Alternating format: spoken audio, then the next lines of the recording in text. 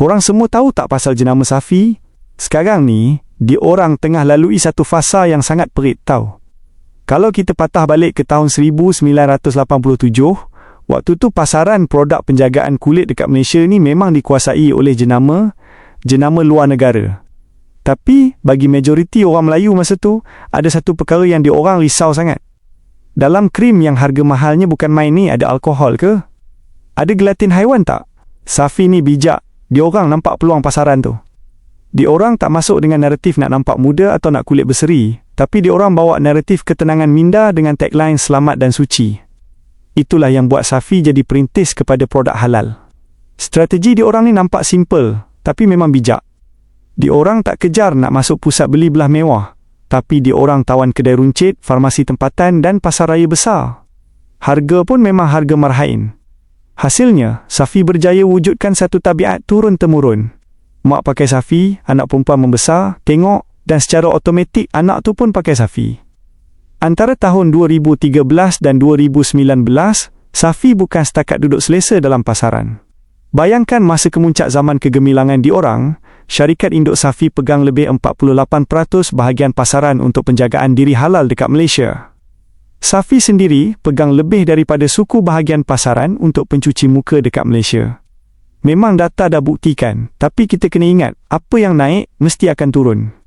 Masuk tahun 2020, satu dunia terhenti sebab COVID, tapi pasaran produk penjagaan kulit dekat Malaysia tak berhenti. Malah, pasaran ni membesar dan terus berkembang sampai mencecah $1.378 bilion Amerika pada tahun 2024. Kalau nak dibandingkan dengan pasaran tahun 2009 sebelum COVID, tak sampai pun $1 bilion Amerika. Bila kedai fizikal tutup masa Perintah Kawalan Pergerakan, secara purata 17.5% duit pengguna dalam pasaran kecantikan terus lari masuk ke platform atas talian. Masa ni lah banyak jenama baru mula masuk pasaran kita. Ada satu daripada Indonesia, Wardah, dan satu lagi daripada lambakan jenama tempatan bebas seperti Kaiman Zarzu Yellow. Wardah masuk Malaysia bawa satu konsep yang hancurkan tembok Safi bina selama ni, iaitu clinical halal. Diorang tak main permainan ekstrak lidah buaya atau timun yang biasa-biasa. Diorang didik golongan muda pasal bahan seperti niacinamide, salicylic acid dan ceramides.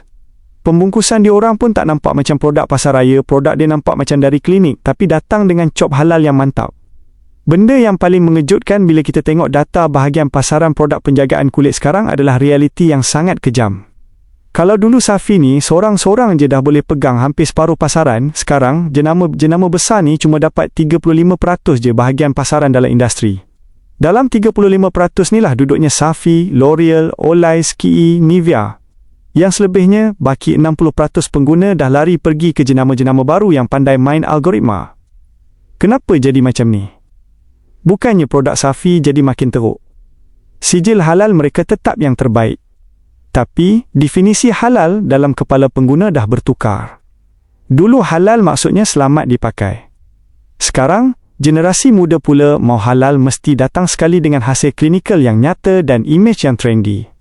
Wardah faham benda ni dari awal lagi, Safi faham benda ni sangat lambat. Kejatuhan sesebuah jenama tak jadi dalam satu malam. Realitinya, benda ni bermula secara senyap-senyap.